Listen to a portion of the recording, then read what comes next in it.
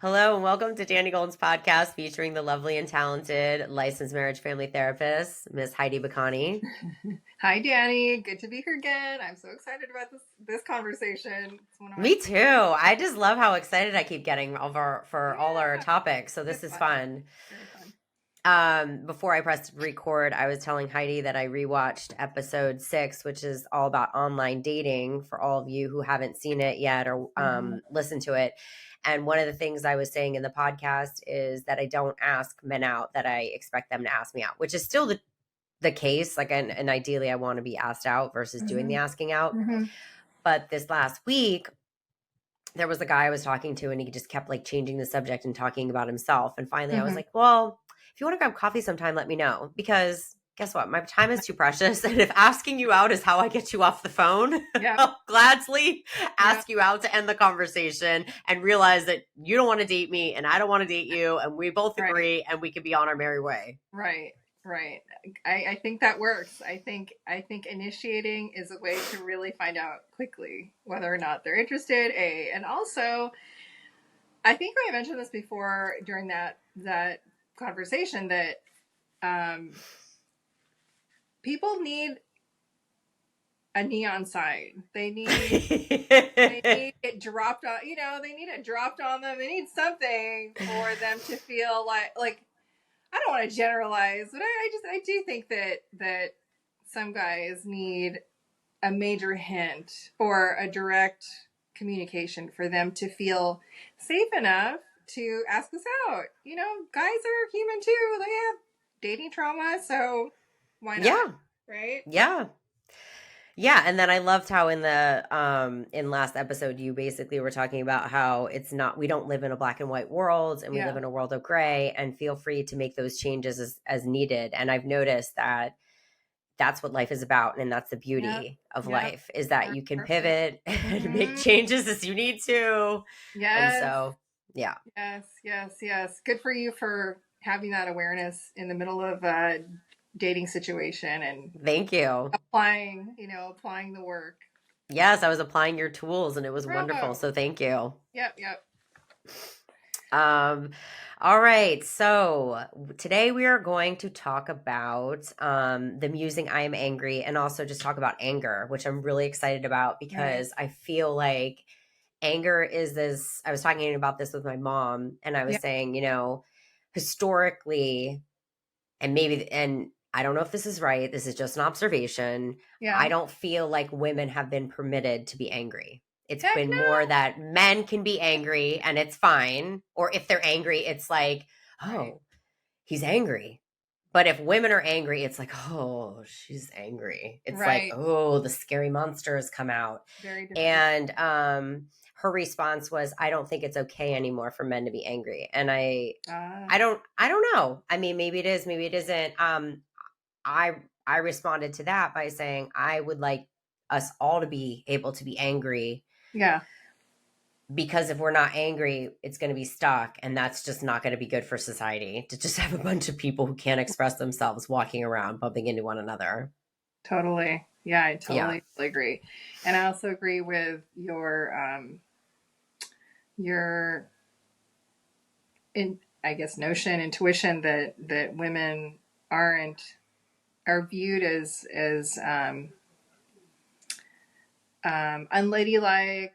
Anger in general in society is considered like bad, undesirable, unacceptable, frightening, dangerous. So, yeah. Yeah, we become the boogeyman or the boogie woman. Exactly.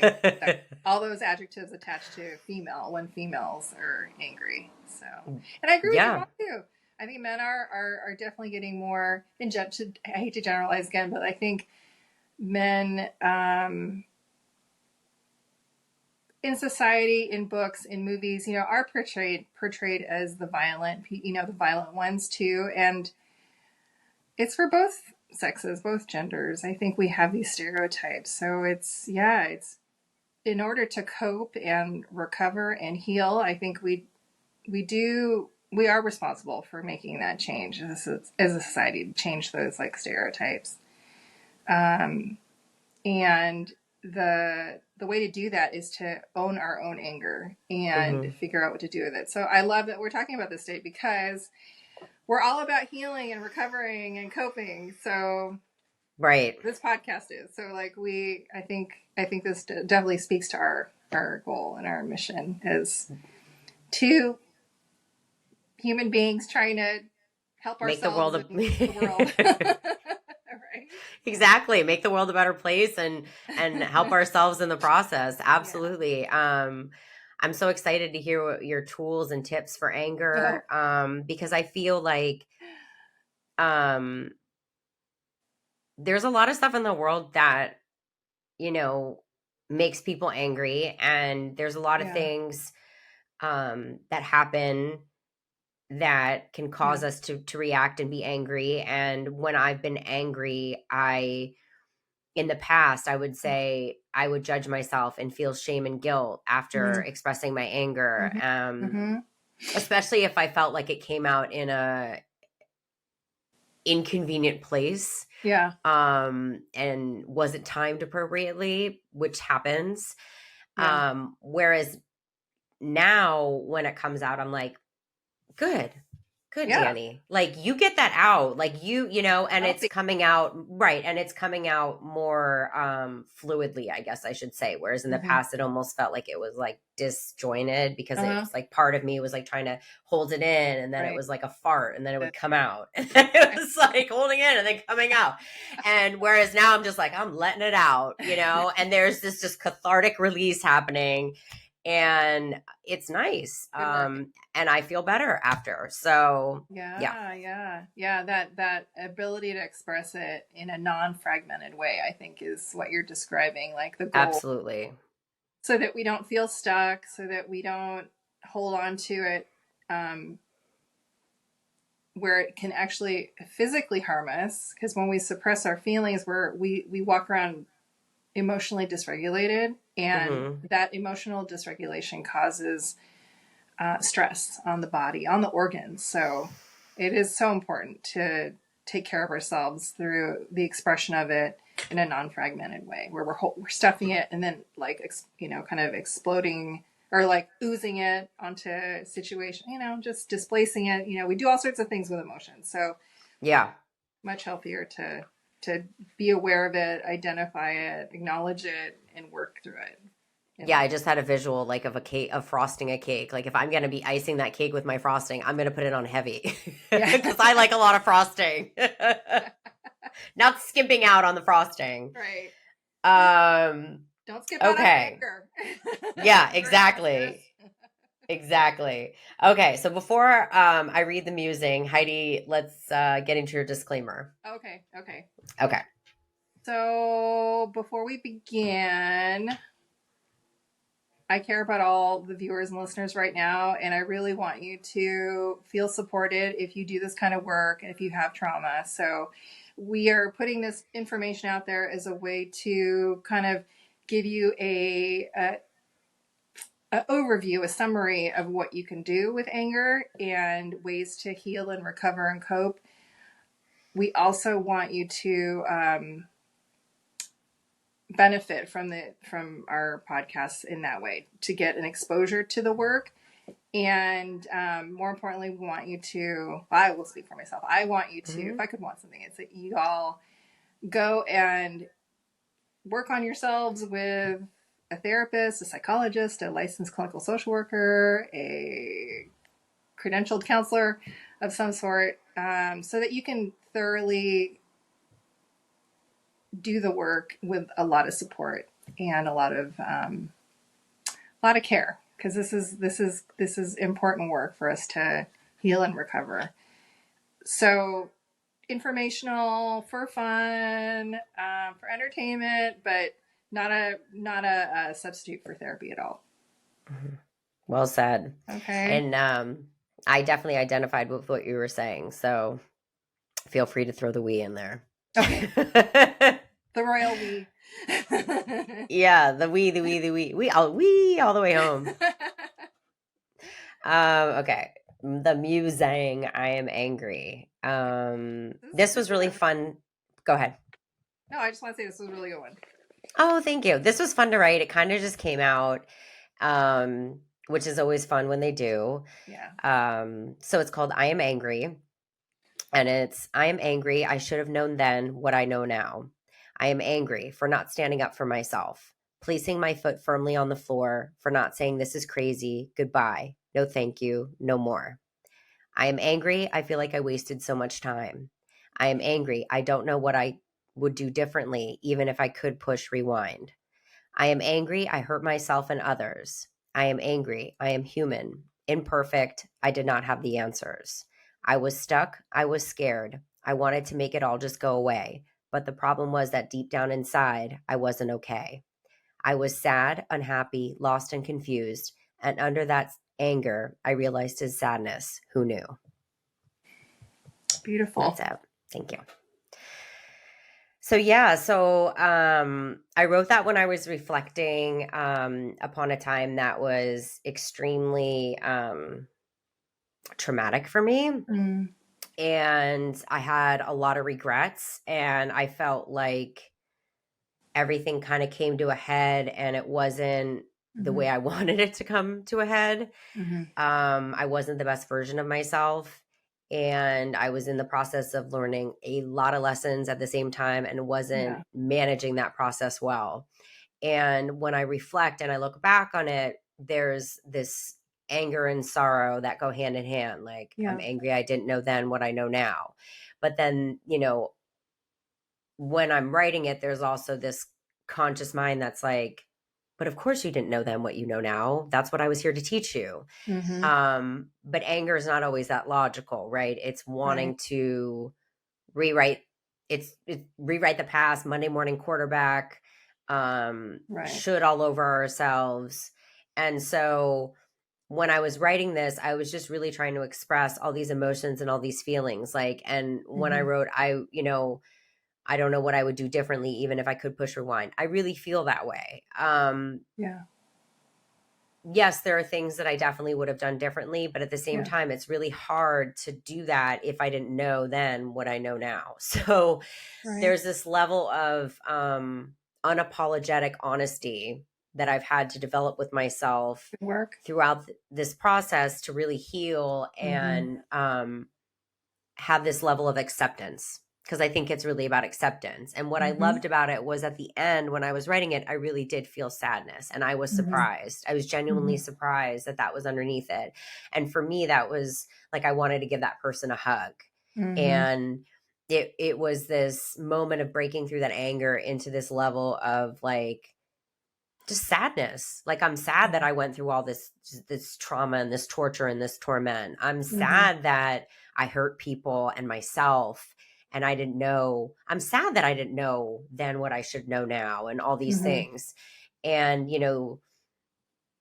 I think that's what's interesting about anger, and something that I've learned and we've talked about offline, and I'm sure you can elaborate on, is that anger is a secondary emotion. You don't feel anger until you feel something else. So for me, it was very interesting to learn that my anger was emanating from a place that was after the sadness. But the anger, like you're saying, is a secondary emotion. We don't really, we're not really able to identify it, until all the other stuff like brews up or comes up. But anger is the easiest one to identify at the same time because it's like the loudest. So so that's why it feels like it's the first, it's the primary, but actually, I agree. I think it is actually the secondary, because there's all sorts of other stuff happening too. It's just that anger is a louder emotion. Yes. And I 100% agree with you based on my personal experience. It took me a very long time to get past that anger to realize it was sadness. And I'm sure there were a bunch of other emotions that were going into it, like feeling violated, feeling not seen, not heard, feeling like someone took advantage of me, feeling like my boundaries were non-existent and the ones that I had were being violated repeatedly. There was a lot. Yeah. There's a lot that goes into it.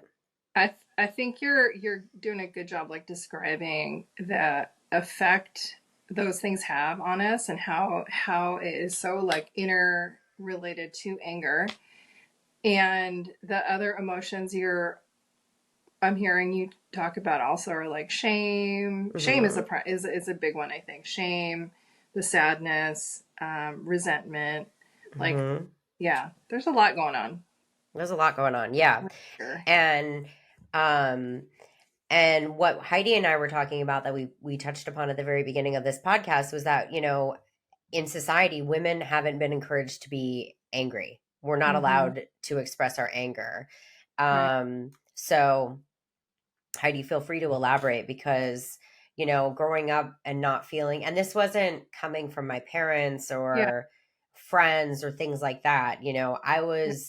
I feel very lucky. I was allowed to be authentically and I hate to say that because it sounds so trite because everyone's always saying that, like authentically myself. Like, who else was I going to be?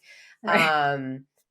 But you were. That's okay. Right. I was allowed to be myself unapologetically. And, when I had a bad swim race, I got angry. I didn't necessarily feel good about it, but I was given I wasn't scolded by my parents. It was more like, if you're going to behave like that, you need to own how you're going to behave. And that's what it is. You're Healthy. I'm teaching you to raise yourself. Right. Yeah. I'm teaching you how to parent yourself. And, if you're not going to like your behavior, then don't behave like that.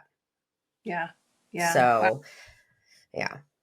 That's reflects like a very an aware parent. I think that they recognize like they're teaching you how to parent yourselves in those moments when they're not there. So that's really, right. That's very that's a talent, I think. Yeah, no. So, but then society was like, don't get angry. Or like, if you're, I don't know how many women can identify with this, but I'm sure most listening can, when you've been out and about and something's happened and you are not happy and you react and people look at you like you're a crazy person and it's not a fun feeling. And you're like, you know what? This is bullshit. I'm allowed to be upset by this. And I'm not going to get into the whole gender thing because I don't think that's relevant here. I think what's relevant is that I'm a person who's having my feelings right now, and I'm going to express these feelings, and it's not my problem if they make you uncomfortable. Right. That's your problem. Period. Yes. Period. End of sentence. Yeah, I'll piggyback a little bit on what you were saying, that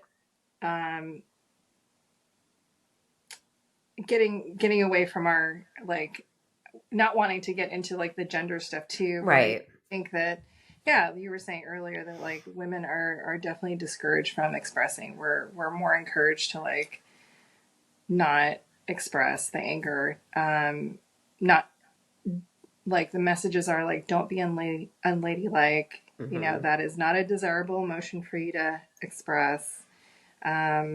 It's unacceptable. It's bad. That's the messaging, I think, around anger for women. Oh yeah. And like and men want an easygoing woman. Right. Right. Don't disrupt the waters. Don't, make waves. Right. And men are victims too, I think. Right. This, I think they're definitely typecasted, or stereotyped into certain ways too that is not fair. Yeah. So yeah, lots of messaging around anger in our society. Not very helpful, not very healing, not very pro recovery or coping with how stressful life is. So yeah. Right. Can I say a little bit about what I took away from your musing, Dani? Please. Okay. So what I saw in you when I was reading was your strength at being assertive and do good boundary work as a form of self-care. I saw you doing a lot of self-forgiveness work on yourself to assist in resolving a resentment that was starting to develop towards the perpetrator, the person that causes anger. And then I also saw like your awareness of the underlying emotions that are right below the surface of anger also. So in that short, albeit brief Musing. Like it was jam packed for me. Like I saw a lot of good stuff there that you've done. A lot of good Thank work. you. Yeah. Thank you. You're gonna make me cry. It's not an easy process. Yeah.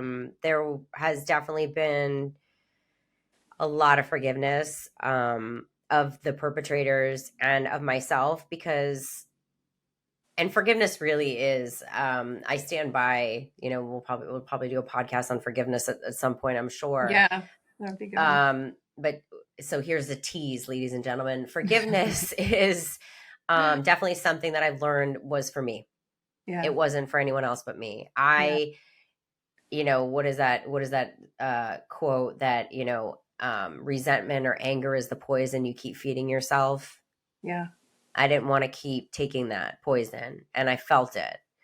And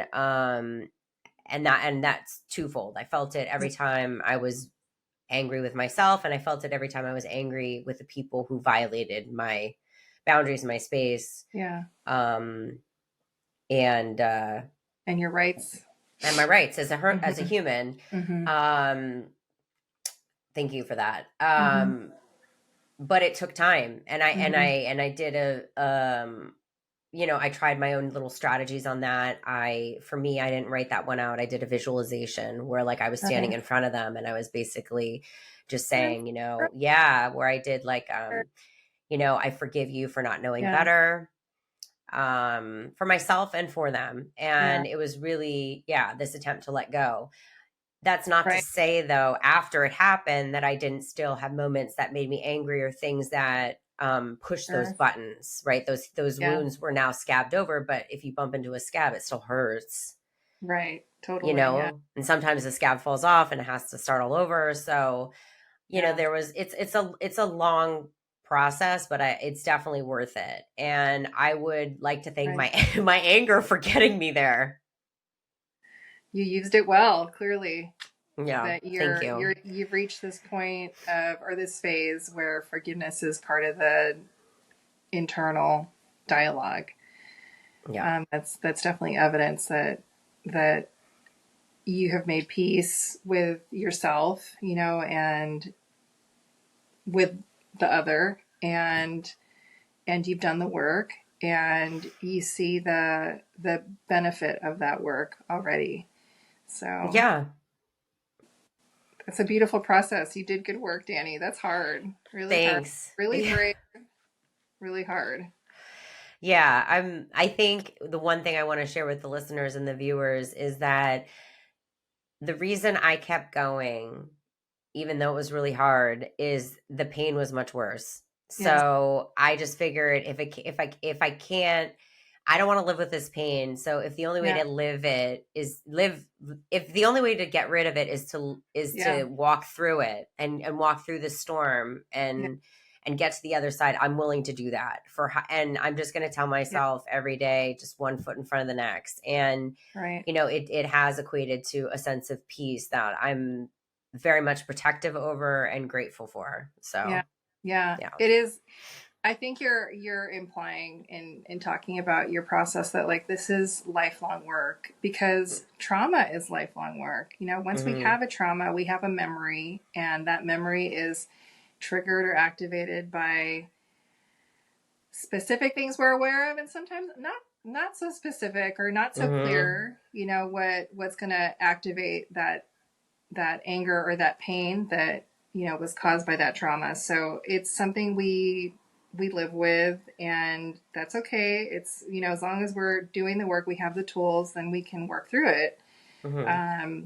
one day at a time. So Yeah.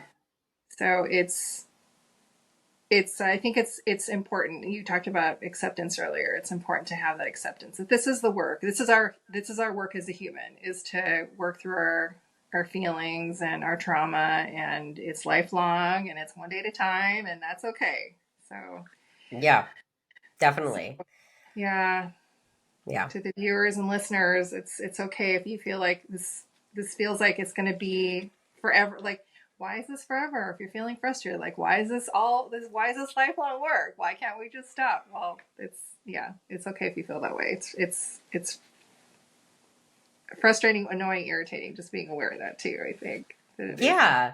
And I think the beauty of it and what keeps you going, or what keeps me going, Mhm. is, you can get to a place where you get past something, that you have these like silent moments of Yeah. accomplishment that you really can't share with anyone else, because no one really knows like the struggles that you're going through internally, or you don't know how to Right. vocalize or things like that, or you share it with them but they still don't know like how painful it's been. Right. And you Right. get to this point where you progress, Right. and you're like, yes, and then Right. something else meets you. So it's not the same thing over and over again. It's like, Yeah. so it keeps it interesting. And I think, like you said, the more you look at it as just like, okay, this is part of the program, Mhm. I'm willing to learn, and that doesn't mean like every day is going to be like torturous. It just means Right. there's just going to be stuff. Things along the way. Yeah. Yeah. Yeah. Things along the yellow brick road. What else? What else? So yeah, that was my feedback for you for I today love that. Thank on your you. process, on your writing. No, I love that, because it's always enjoyable to hear how the musing's being interpreted. Yeah. And yeah, and that's a very good that's very great feedback. So thank you. I'm very happy You're with that welcome, feedback. Danny. Yeah. It's nice to hear that. Because when you're just doing the work, sometimes you think it's like yelling into an echo chamber, and the echo Yeah. chamber just yells back at you, and you're like, what is going on? So it's nice to hear that there's a perception of growth, and all these Oh, other things that definitely. you're talking about, which is nice. Yeah. So hard to um be objective about ourselves, I think. So oh it's gosh, yeah. good to get feedback sometimes. Yeah, I don't have that bird's eye view on my own life. Yeah. Absolutely not. Right. Okay, so in my notes I have anger as being, unless you want anything else to say, anything else, I don't want to cut you off. No, Okay. we can move on. Okay. Anger is being a multifaceted emotion. So we talked about how it's a secondary emotion. And Yeah. then I have Heidi drop some more knowledge. Okay. Ready for me to do that? Okay. Okay, this is a long one, kids. So I love it. I'm so ready to learn. Teach me. Oh, teach me, wise one. oh my gosh.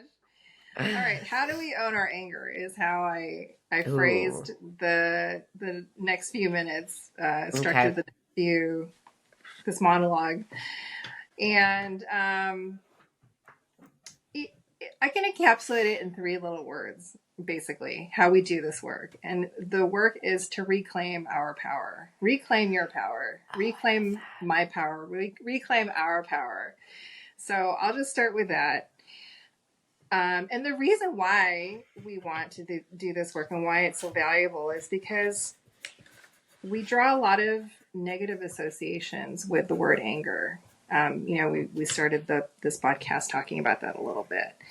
There's so much messaging around anger that it is bad, is undesirable, it's unladylike, it's unacceptable, it's frightening, it's dangerous. But being able to constructively use our anger, direct that anger and its energy changes that messaging. It transforms it into something productive. So,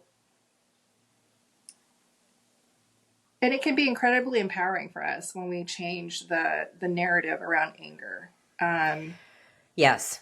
Yeah. What were Yeah. you thinking, Dani? I was just thinking how I was telling our mutual friend this story. But I was walking by something. I'm going to be Mhm. vague on this story. I was walking by something and I was having these Yeah. thoughts, and I vocalized my thoughts out loud. And then I Yeah. looked and saw, and they were very honest thoughts. Yeah. And Okay. I saw that I got caught by the person who saw me say it. And Uh-huh. at first I was like, oh gosh, I can't get away with anything, which is just par for the course. But the other thing that was surprising about that was I was glad that that person saw what I was thinking, because Yeah. I had continually felt like they weren't respecting my boundaries. So it was like, Yes. oh, now you know exactly how I feel, and I Yeah. don't make any apologies for it. And the more I kept thinking about it, the more I started to find it funny that this person had been sitting in their car, and the look on their face when they saw me say that was like their jaw dropped. And it's like, yeah, I have an opinion too. Just because I haven't vocalized it doesn't mean I'm sitting here like, oh yeah, everything's peachy keen. We're all good here. And it felt quite awesome to get it out and have it be heard by the intended recipient, even though it wasn't planned. And so it was the first time, ladies and gentlemen, I have to say, I have no idea how long, because it's been that long, where I was like, go me. About my anger. Because in the past, I was definitely like, go me. But then after, the trauma and after everything I've been through, I was like, oh, shouldn't be angry, shouldn't do this, shouldn't do that. And this time I was like, no, this is exactly what I think. I don't care that you saw it. Good for you. I'm going to rock on with my bad self, and you can now hear what I got to say. Do what you're going to do. You want to say something back? I'm all ears. So, that's what I was thinking when that smile came across me. I was like, oh, yes, I know this feeling. That's what empowerment looks like. That's what reclaiming our power looks like. That's what being courageous and unapologetic looks like, I think. Expressing the anger versus stifling it and stuffing it, and then it turning into resentment down the road. And then we redirect it onto someone else that doesn't deserve it. Always better to like direct it to the person who is causing the anger. Yeah, or I'll redirect it onto myself. Like in the past, I would have been right. I would have been like, "Oh, Dani, I can't believe you said that," and then they saw you, like, "Oh, you're such a horrible person." Like there just would have been all this negative self-talk. And I think what was great about this experience was I was like, "Nope, that's what I think. It's not mean. It's factual, and it's how I feel." So, right, deal with it. Yeah, exactly. No apologies. Good work. Thank you. So, okay. So that was my prequel to the steps. My little speech about why we want to do the anger work. And that was a good example of like anger on the fly, I think. Yes. And in what I think I'm focusing on a little bit more of today is anger trauma, but also anger that is unresolved. Okay. I've shared this before in our podcast, like I'm a slow processor. So like my anger doesn't actually, I don't have an awareness of it until after the fact. So in that situation, for me, I need to take the time to sit down with myself, check in with myself, and identify that I'm having anger, and then do the work, whatever that may be, look like, to try to resolve it. So, so Dani's good at the on-the-fly anger. I'm going to talk about. No, this is great because I've had the slow processing anger where I'm like, oh, wait a second, where I felt powerless in a situation and really was stuck with this anger and it wasn't a situation where I was going to be able to confront this individual or change the situation. It was more about finding a way to navigate within the situation where I could reclaim my power and be patient. And that was very hard. Right. That was more difficult, I thought. It takes time. Yeah, it takes time because we some situations warrant thinking about what we want, thinking about what the goal is. So that's what I'm going to go over. I'm sure a lot of it will resonate for you, Dani. I'm very excited. Yeah. So we have some steps.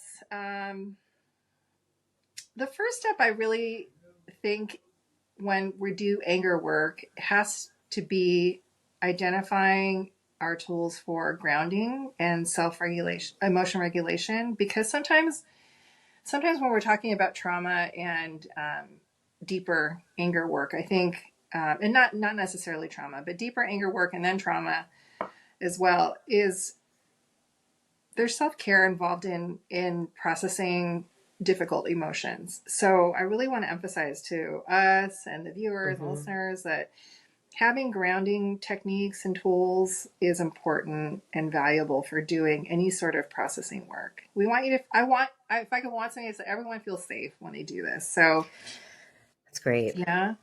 So when whenever we notice that like our heartbeat is racing, our breath is getting short and shallow, we're like staying too long in a memory, like for more than like, I don't know, 5 minutes.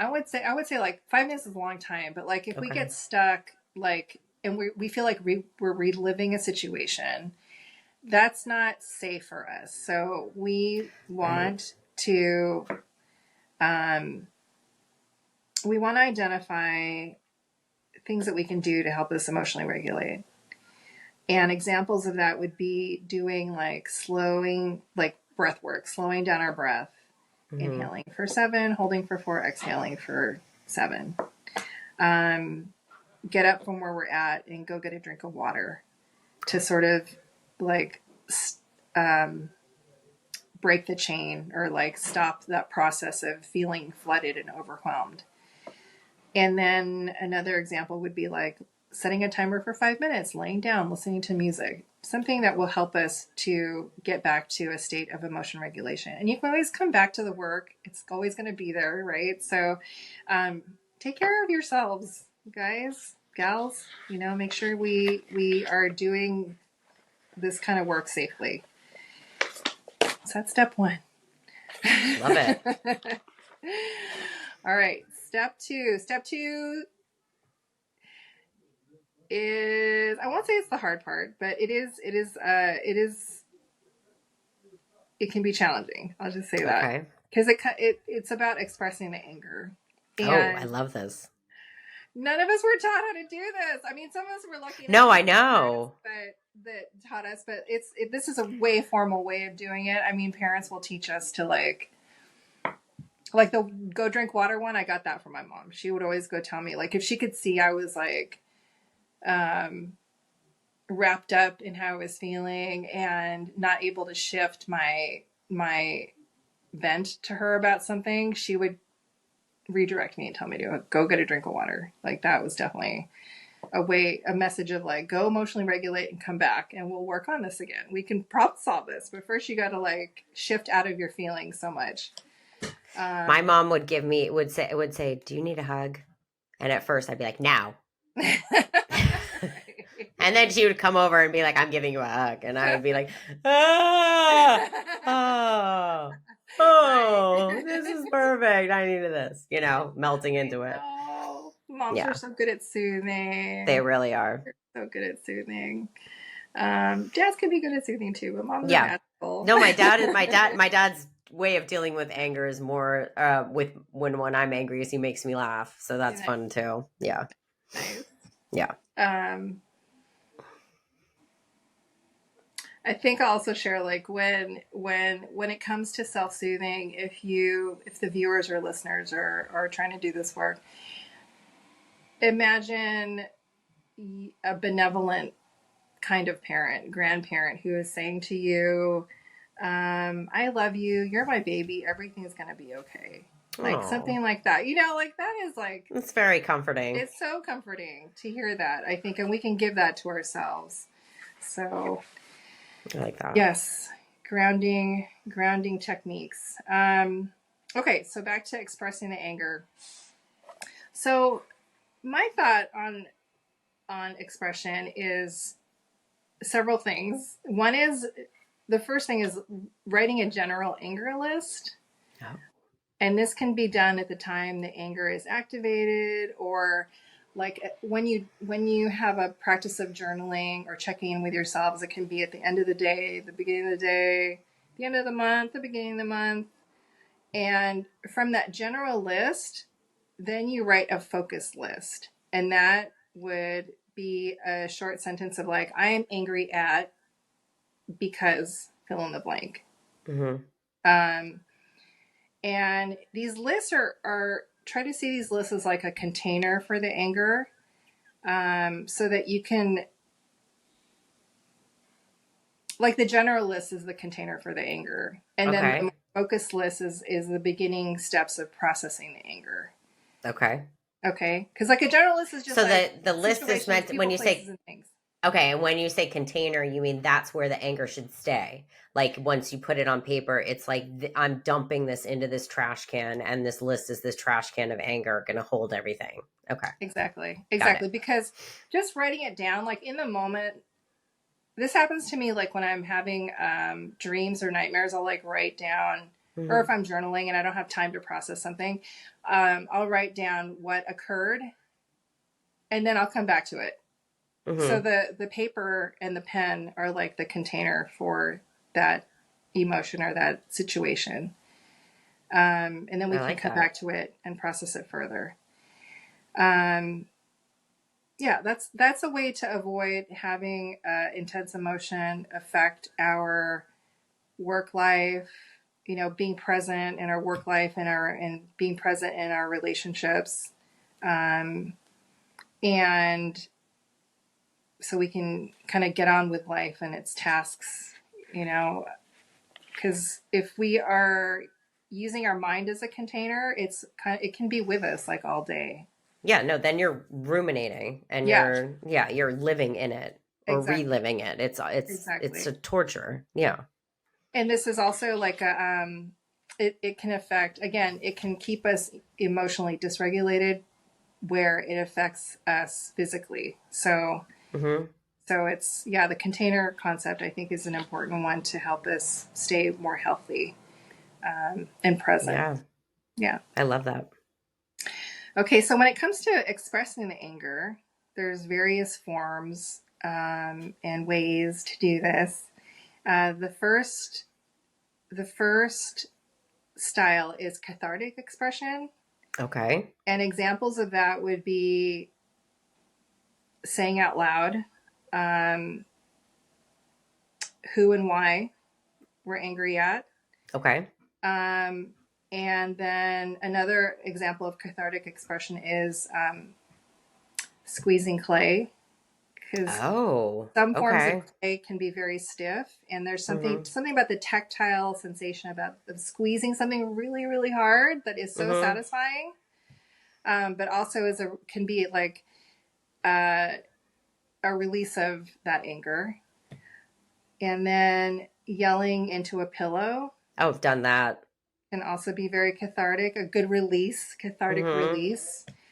Um, Writing an angry letter, that's a little more intellectual, but I think if we're feeling like super super charged about something someone did to us, or a person, place, or thing that did something to us that caused us to Mm-hmm. be angry, writing an angry uncensored letter can Mm-hmm. help us like Get it out. get it out. Yeah, thank you. Mm-hmm. Um, and that is not a letter that is sent to the person Right. I was just gonna with say the reason the reason I was thinking then it goes in the shredder. yeah, that one gets ripped up, torn into pieces, or set on fire, or Right, goes right, in the right. um I like there's just a couple more. I like this one too. Shoe stomping. I don't know if any of y'all have heard of this. But I here's the thing. think I'm sure. I'm sure.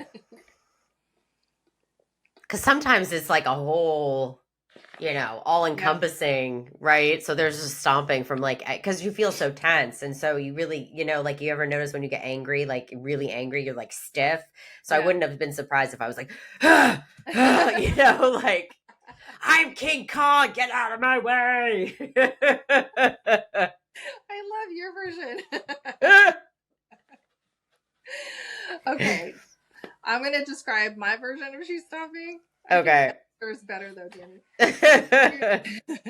Shoe stomping is writing the name of the person, place, or thing that we're feeling angry towards, or situation, on the bottom of our shoe. Oh, I like that. Like on a Okay. sticky note. Yeah. Yeah. And um, stomping with our feet to the point of scratching it off or shuffling it off on the pavement, Love it. shoe stomping. Yeah. And then physical exercise is a Yes, done that a lot. obvious one. Yeah. where we turn our anger energy into fuel to move our body. So, okay, so those are all the physical cathartic ways of expressing anger. And then there's the artistic style of expressing anger. And what that looks like is I claim to be a creative kind of person, but I know I'm going to fall short at describing every way that people can do this. I mean, the only thing I could think of in the moment was like painting, using clay to sculpt and draw. But, for all the artists in our audience, I'm sure you guys like have fun with it. Yeah, you guys can go to town with that kind of artistic expression. I'm sure there's so many beautiful ways you all will express yourselves in that way. So it's really about I guess they call it transmuting the energy, changing it. Transmuting, sublimation. Yeah. It's using that energy to turn it into or to use for something artistic. Turn your lemons into lemonade. Right. Yeah. I like that. Another mode of expression would be through communication, direct communication. And that would involve practicing a script where we're being straightforward and honest about our boundaries. And like a example of a honest, straightforward statement, straightforward statement would be, I feel angry and I want. So coming up with a statement, a sentence, and then communicating that directly to the person. Or you could also do it indirectly by doing what's called empty chair work, where I think we talked about this a long time ago. Yes. I like that exercise. Yeah, where we talk to the person that's not physically there, but we talk to them. Pretend they're there. Pretend that they're in the chair, right? Right. Yeah, and then you say the script out loud. Right. So again, a reminder to the viewers and listeners, by doing these things, we are reclaiming our power and giving the shame back to whomever the anger is directed towards. Like these are examples of ways to sublimate, to change the anger into something productive and more in the realm of like self-care. I love that. Okay. Let's see. And I want to give credit to the organization that really taught me like these tools. I worked at Del Amo Hospital for many, many, many, many years, and on the unit called the National Trauma Center, in the unit called the National Trauma Center, we would work a lot with people's anger, who were like violated and physically violated or abused. So the anger work was super inspiring to watch, just like the courage it took for people to share their story and to identify their perpetrator and then like do the work. Like it always inspired me and made me want to cry, like made me feel so like full and filled up and satisfied that I was learning, how to take care of myself and to take care of other people. So I give a lot of credit to the hospital, Del Amo Hospital, for teaching me this work. As a matter of fact, we used to have something called the anger room, and it was especially designated for anger. And I'll go into a little bit of detail about what we did in there. So like there was a time limit to how long you can spend in there. It was like 5 to 15 minutes was max. And we would do the empty chair technique. And then we would have the patients like state positive affirmations out loud. Because of the shame and the self-loathing and the negative self-talk that would come after like that anger would get activated. The positive affirmations were really important to help the patient like see themselves more objectively. And I'll go into that a little bit too about what those look. Yeah.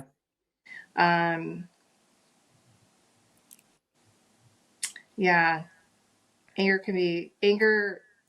We can turn that anger on ourselves, like we were talking about earlier. So, the minute that we would recognize that happening, we would do the grounding work with them, and then we would have them come up with the positive affirmation work. Why do you think we as humans, when we get violated and it causes us to be angry, that we Yeah. turn that anger on ourselves and there's that guilt and shame? What is that relationship? I think it stems from probably like how we were parented in a lot of ways. Like I think there's a relationship between how we learned how to deal with anger from our Mm-hmm. caregivers and how we accept anger that is being entrusted on us, or like when we're being abused. Like it's we buy into, or we believe that those statements, or that violence is deserved. Yeah. Or it's like a coping mechanism to kind of soothe ourselves in a messed up way. Like, I deserve this. I could see why you say that. It's familiar, maybe in a way that's why it's soothing. It's because what's Mm-hmm. what we know. Right. So So if it, like, yeah, so if it persists for a while, it would be like, oh, here we go again. This is what, yeah, yeah, this is okay. this is okay. This Right. is how, unconsciously, it's like, okay, this is how mom and dad treated me, or mom and mom, or dad and dad. And so it's like, this is normal. I'm just going Mm-hmm. to tolerate this because that's what I do. I tolerate. Mm-hmm. And then we turn it on ourselves because we don't know any other way to cope with it. And that can happen as an adult too, as well. Like if parents were, had a healthy relationship with teaching you anger, but then like you wound up finding yourself in another environment that was supposed to be safe, and then that That can environment happen. wasn't safe. Yeah. That can Okay. happen. Well, I think we're particularly vulnerable to it, even if we had good parenting, when we have, like, I can think of like my first experiences in relationship, like having my first boyfriend, Mm-hmm. like, that is such a formative time of life when we are like Yeah. dating as a young person. And so we really we don't know, we haven't figured out like where our boundaries are, and who we We don't know are. anything. We're embryonic, right? We don't know Right. nothing. We're just, We've been on the planet for like, yeah, yeah, a a minute. minute. Yeah. Jinx. So those patterns start to like Got it. emerge in that phase of development. And if we have a really abusive boyfriend or not so nice boyfriend, like that can shape our way of relating to another partner. Mm-hmm. That has that Yeah, regardless of whether or not we had good parenting. And plus we are at that stage of development. We're young, we're like dependent because we're young. We don't Right. really have the resources, to emotional or otherwise, to like um to get out of the relationship sometimes, I guess, or Yeah. to um I'm thinking of like other situations that are not relationship to a person, but relationship to an organization, or a place, like somewhere where we work, or somewhere Mm-hmm. where we volunteer. Mm-hmm. um we need, or like somewhere where we intern, like we need those hours, or we need that Mm-hmm. employer to survive, or to Right. get our To pay hours, the or whatever. bills. Yeah, Right. so we'll put Mm-hmm. up with it, but we don't real if we don't recognize we are putting up with something unhealthy for us, we're just going to keep doing it and keep doing it and keep doing it. And then it becomes a pattern of behavior. Then we don't Right. know, then we don't know that we're feeling fear, anger, shame, until it's like too late almost. I'm so glad you said that, because I think it's helpful for me, and I think it'll be helpful for the listeners and the viewers too. Yeah. Yeah. Yeah. Thank you. So thanks for the question, Dani. It's a good one. Thank you. Yeah. So yeah, NTC, National Trauma Center, was where I got a lot of these tools that I'm describing. I have so many more examples of what we did there, but I'm going to move on Okay. because we have so much to cover. I know. This might have to be a part, like a 2-part series. I know. Okay, so step 3, this is the final step, I think, in my book for Okay. working through anger. Challenge my cognitive distortions by doing affirmation work. So again, we can easily come up with like negative self-talk during anger work. So the way to challenge that cognitive distortion or that negative self-talk is by doing affirmation work. And by writing the affirmations, we allow ourselves to transform that negative thought or energy that comes with anger into more of a peaceful or calm energy, which in turn helps to dissolve or resolve the resentment or the anger that can build up and cause us emotional dysregulation and ultimately physical dysregulation. And some of those, so writing out like the narrative, the negative self-talk or the narratives is a way to identify what they are. And then you want to follow it up with the more positive affirmations, and so that we can stay emotionally regulated and also be objective about ourselves. Examples of the positive affirmations would be, I have the courage to know and experience my true feelings. I have the courage to express my feelings constructively. I have the courage to work through my anger constructively. I allow myself to express my anger constructively. I have the right to express anger. I am not a bad person when I express my anger. And, so you can see a theme I love here that. where Yeah. we're like constantly suppressing. No, you cannot. You're not allowed. It's not okay. And so these are like really good to have up somewhere as a reminder, I think. I love those. Yeah. Well, and it's just so helpful because I think, when you're going through your life and you're living your life, you don't want to address that something's angering you. If it's even if it's repetitive, or, especially if it's repetitive or whatever, you want to be like, everything's fine, everything's good. Right. We're just going to keep on moving. But having those affirmations and being like, look, no, I'm not okay. I'm not fine. This isn't okay. I don't want this to continue. Right. I'm going to look and address it. And those affirmations are very helpful. Yeah, it's a way to stay accountable for taking care of ourselves by acknowledging these more positive aspects of who we are. So. Yeah, and reminding ourselves that it's not okay, and expressing my discomfort and my anger with the situation is going to benefit everything. Right. Yeah. That's great. Maybe I'll forward these to you, Dani, so that they can be I can post them. because I have a lot. Yeah. Okay. No, that would be great. Okay. Love that. So those are the steps. Again, I think doing this work is so brave and so courageous and so empowering. It helps to have support when we're doing this work. So find your person. Yes. Okay. So I don't know if that's what you thought it was going to be like, Dani, but no, this is great. This is great. I'm very, very happy. I was looking at the calendar and I was like, oh my God, this couldn't come at a more timely moment. So, and timing is everything. So this is wonderful. Okay. The only thing I was going to share is I've learned that my anger is a superpower. Yes. And I think absolutely. The more I love that last affirmation, like I am, I'm not going to do it justice, but I am allowed to, and to express my anger constructively. Yeah, I love myself. Yeah, I love that.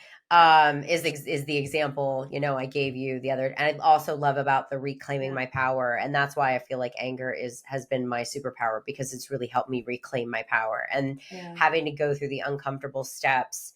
It's not fun to look at parts of ourselves that we don't like. And I think, anger has really challenged me to look at parts of myself that I'm like, ugh, I don't know. And, you can't just love the good parts of yourself. You got to love all of it and then be ready to own it all. So that's what I love about this topic as well. Yeah. Very And transformative. yeah.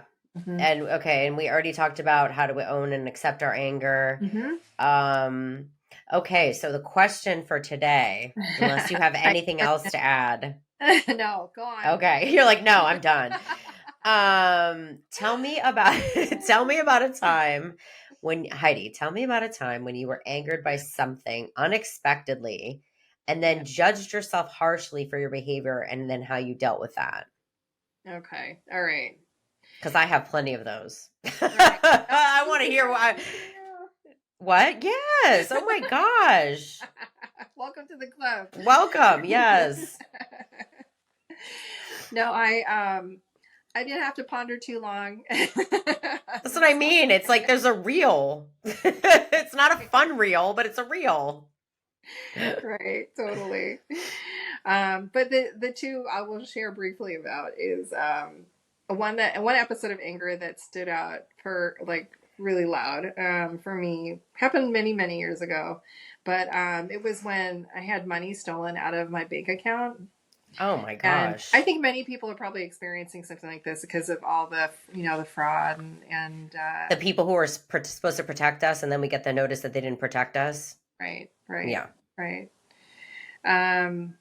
So yeah, that was definitely anger provoking. I'm angry for you about To say the that. least, yeah. And I regained my power and my self esteem and my self worth by calling the bank and telling them about it and crying about it to them, and then they helped me by restoring the money into my account. Okay. So that was good. So that's an example of using our anger productively. Yes. Yes. In a very stressful situation. Yeah. It was Christmas time too. I remember that Oh, good specifically. Lord. Yeah, no, thank you. Bad timing. A more recent example would be, and personal, would be with a friend who I think had placed some unrealistic expectations on me. Mm-hmm. And it took me a while to follow up with her. Because first I was making like an inventory. I was like, this, and this, like making my list of all the things I was like angry and feeling resentful for, and why I was feeling so taken advantage of. So it was that uncensored letter writing that I did. Mm-hmm. And then like several drafts later, I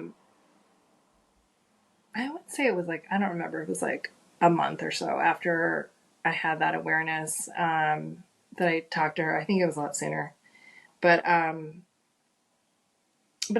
created a script, Mm-hmm. and then I practiced it out loud.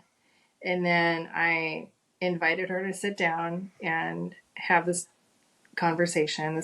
And I communicated to her how it made me feel, like Mm-hmm. when I recognized that all this pressure was being put on me to be the kind of friend that I felt was being unrealistic. And then asked, basically communicating like my boundaries, like letting her know like that wasn't okay. It was too much. Mm-hmm. And asked for some time to let me heal from that interaction. Mm-hmm. And she was very respectful and gave me my space. Mm-hmm. And again, another example of how we can take care of ourselves with our personal relationships by being brave and being courageous and being honest and straightforward about how we're being impacted by someone's actions or Mm-hmm. words. Um, yeah, so it sounds sort of simplistic how it was done, but it is multiple steps. I think that. Yeah, no. The personal, I mean, look, the bank one, awful. Yeah, Like to stay calm, cool, and collected in that. I definitely wouldn't have been calm, cool, and collected. I mean, with the bank, I would have been, oh my gosh, what can you do? How can you help right, me? But I would have been cursing like a sailor behind the scenes, having my own tantrum. right. With the friend example, I'm very proud of you. Thanks. I think those are really hard. to do when you feel like there's a miscommunication or there's a disconnect, and you my takeaway from what you were just saying is that you took the necessary time, and I think that's important too when you're angry. Is a lot of anger. It feels like when you're angry, like you got to do something like instantly. Right. And I think what I've learned is that one of the reasons it's become a superpower is like if you mix anger with patience and a calculated formula of using the steps that you provided, you can find a cathartic way to release it, and that's constructive. Right. And I think the patience part and the not blowing a gasket right away is the trick. And for me, that's been hard because I'm a very passionate person. And when I get very angry, it's got to go somewhere. It feels like, it's like I'm like a walking hurricane. And anyone who gets in my path is just going to get like soaked. And I don't like that feeling. And so, at some point you see these behaviors and you're like, I got to change that. Like, that's not healthy for me, not healthy for the people I love. And so I really, obviously now I'm older and wiser, but it's taken me a long time to get here. And I think that's the tools that you provided are really helpful, and the examples you provided are really helpful. Thanks, so thank you. Same. Yeah, this is like these descriptions of my anger are 30-year-old Heidi, like not my younger self, not little Heidi for sure. You know, it's been a long journey to get to the place where I can do this constructively too. I'm right there with you, Dani. Yeah, no, I get it. I would be envious though of people who maybe would get angry, but they wouldn't express it. And I always wondered how they did it. But now I'm like, no, I'm glad that I had to learn, to meter it out. Yeah. Yeah. And I think in the moment, the people that don't express it, like they're maybe taking the time to process it. Yeah. And hopefully they're not suppressing it, Right. Like they need I mean, no disrespect to them. I was envious of them, when I would see that. And it's a different personality. And I think that recognizing that and then forgiving myself for that, was key too. Yeah. Okay. PSA and books. Okay, quick. Okay, quick, because I know. Okay. I'm talking forever. PSA, we want yes. listeners to benefit from low-cost therapy if that is what they are seeking. Love it. I found a place in LA called the Wright Institute, Los Angeles, or WILA for short, and their website address is www.wila.org. WILA. Okay. They offer individual, couples, family, and group therapy. All the services are provided by interns who are supervised by highly skilled, licensed marriage family therapists, psychologists, and clinical social workers.